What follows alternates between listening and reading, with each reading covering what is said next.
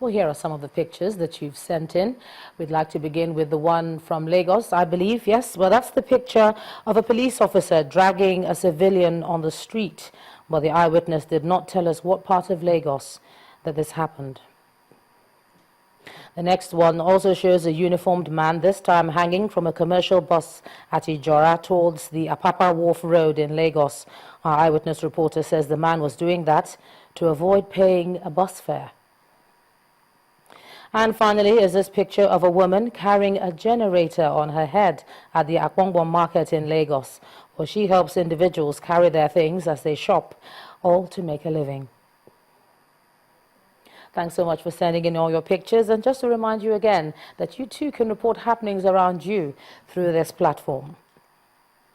In its efforts to put the smart card readers expected to be used for the elections to the test, the Independent National Electoral Commission will tomorrow conduct a mock accreditation exercise in some parts of the country.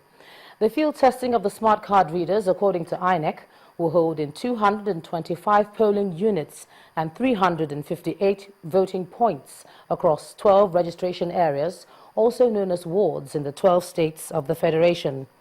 The states and the regions include Southwest, Lagos and Ekiti states, for the South-South, Delta and Rivers, Anambra and Ebonyi for the Southeast, while the Northwest region has Kebbi and Kano states, Nasarawa and Niger states for the North Central, and Bauchi and Taraba states in the Northeast. And in Port Harcourt, the River State capital, the Independent National Electoral Commission says it's ready to conduct elections in the state. According to the Resident Electoral Commission, 85% of permanent voters' cards have been distributed across the state. She gave this assurance when she visited the state governor, Chibuike Amechi, at the government house in Port Harcourt. Our correspondent, Emmanuel Ire, reports. In about 3 weeks' time, the 2015 general elections will commence. With this in mind, the River State Resident Electoral Commissioner, Mrs. Gesila Khan, and officials of the commission have visited the state governor, Chibuike Amechi, to brief him on their readiness for the polls. But the governor presents a challenge to them, and that is that Nigerians are expecting INEC to prove a point in the conduct of the polls. If you are not tired of writing results, so many persons are purchasing PVCs, which is the permanent voters card. There's a demand almost everywhere now, either for positive or for negative. Nigerians are asking for change. The Resident Electoral Commissioner promises that the exercise will be credible. People are anxious, and you know, to accept change is usually not easy. It's full with anxiety. So we want to test run these card readers so that Nigerians could see the beauty of the card readers. It's not just the INEC that is getting set ahead of the elections. The AIG Eastern Ports Command is also visiting the nation's ports under our command to ensure security around the ports is in top shape. We've been lecturing our men to be of good behavior. And when it's time for the election, I'm sure they are going to perform better. The men are well kitted and provided for logistically. In the meantime, some potential voters in the state have continued their search for their PVCs at various collection centers in the state. Morning. This man tells us about his own position. I presented my old one, the temporary own, so they have to go through it to check with my wife's own. So later they find out that my own wasn't available for now. So it was only my wife's own. So they have to give me my wife's own and ask me to come back in 2 weeks' time. The 2015 election, many believe, creates an opportunity for INEC to be on the positive side of the nation's political history. And ensuring the integrity of the voting process is a good way to go. Emmanuel Ire, Channels Television News. Let's take a break from politics to this breaking story just coming into us. An American missionary, Reverend Phyllis Sauter, who was kidnapped from her residence in Kogi State last week, has been freed. The 80-year-old woman was kidnapped by unknown gunmen who who invaded Emiwuru, a village in Ajaokuta local government area where she ran a nursery and primary school. They forcibly pulled her out of her office, jumped the fence and took her away through the forest behind the school. Now, this was all confirmed by the Commissioner of Police in the state, who told Channels Television that no ransom was paid for her freedom. It has, however, gathered that the U.S. Department of State and the Federal Bureau of Investigation had been working with the Nigerian authorities to find her. Again, just to say that the American missionary, that's Reverend Phyllis Sauter, who was kidnapped from her residence in Kogi State last week, has now been freed. She was 80 years old, and it was gathered that the U.S. Department of State and the FBI had been working with the Nigerian authorities to find her. They have, and she's now free. Well, back to some politics. The Independent National Electoral Commission is still grappling with the issues surrounding the permanent voters' cards distribution across the country. From the south-south to the north-central region of Nigeria, many voters are complaining, while INEC tries to ensure PVCs are ready. Our correspondent Olumide Macaulay reports.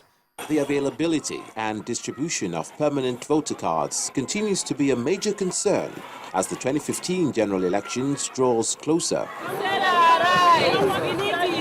In Plateau State, residents of Jos North and Jos South local government area, led by the leadership of the Christian Association of Nigeria, Plateau State chapter, took their complaints to the State Independent Electoral Commission. There are no fewer than 1,470 people within the Jos South that have not received their PVCs. These people included the governor of Plateau State has not received his PVC. Archbishop Kwashi has not received his PVC. The president of Ekwa seated here has not received his PVC. Myself, the chairman of Kan Plateau State, have not received my PVC. The state's resident electoral commissioner responded by saying the issue is receiving urgent attention from INEC headquarters. 8th of this month will be the closing date for collection of PVCs nationwide. But for us in Plateau here, how do you stop something you have not started? So what I am saying is that once we are issued those permanent voter cards, we will continue to issue them until people that are supposed to collect them do the collection. In the south-south region of Nigeria, many eligible voters in Cross-River State are also yet to receive their PVCs at the designated centers. I've been coming for it. I don't always see the people in charge. I am with the temporary one and went for the permanent voters card. I have not collected. They directed me to go to Calabar South. I registered in Moore Road. Reaching there, there were no people there. They said go to Cultural Center. I went there. I didn't see anybody. I went to Calabar South INEC office at Main Avenue by that school. Nobody was there to attend to me. They said we should go to our various centers. And in Bayelsa State, the Deputy Governor, Rear Admiral John Jonah, began a campaign called Operation Show Your PVC in Yenagoa, the state capital. The Deputy Governor said this was to encourage Bayelsans to collect their PVCs before the March the 8th deadline given by the Independent Electoral Commission. The government has decided to come around and encourage you, not only to get a PVC, to use it and use it wisely. In order to protect the integrity of the 2015 general elections, the even distribution of PVCs is key, while INEC, on its part, says it's committed to fulfilling its mandate. Olumide Macaulay, Channels Television News. Candidates of different political parties have continued to sign peace pacts on the need to maintain peace during and after the elections. While signing the agreements in Ogun, Ondo and Osun states, the political parties and their supporters promised to abide by the rules and regulations guiding the peaceful conduct of the polls.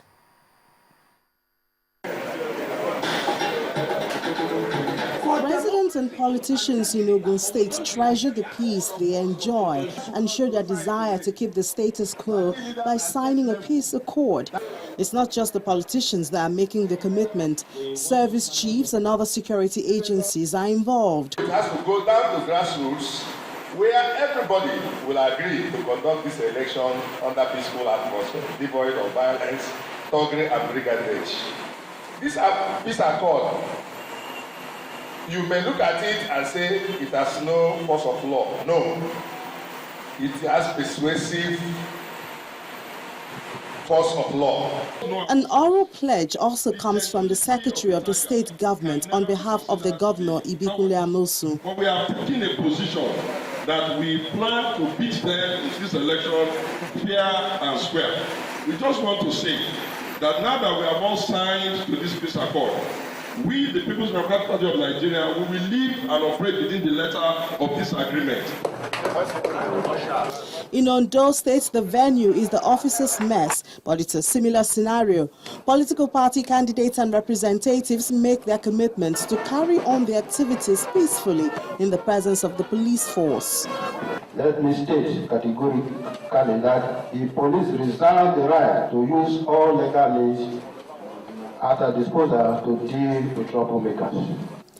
It's still the signing of peace pacts in Osun State, but this time it's by the Nigerian Youth Parliament and Commonwealth Youth Council in collaboration with security agencies. We are bringing election violence to zero, and we want to engage all stakeholders, the political parties who most of the times use these young people to foment trouble, and also the youth themselves, so that at least this message will sink into our head when we begin to say it all over and over again.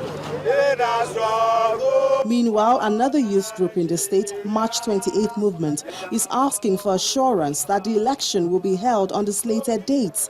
Nigerians are so much interested in election, and we are saying no shift to the election again. That the INEC national chairman in person of Professor Ataru Jega must not be removed. My advice, let us continue to pray for this country. Right. Dr. Ogumola also assured the youth that the Commission will do all in its power to conduct a free and fair election in the state. When the news at 10 returns, Lagos Chamber of Commerce and Industry reports 7.7% drop in aggregate business confidence index in the first quarter of the year. That's on Business News. Do join us again.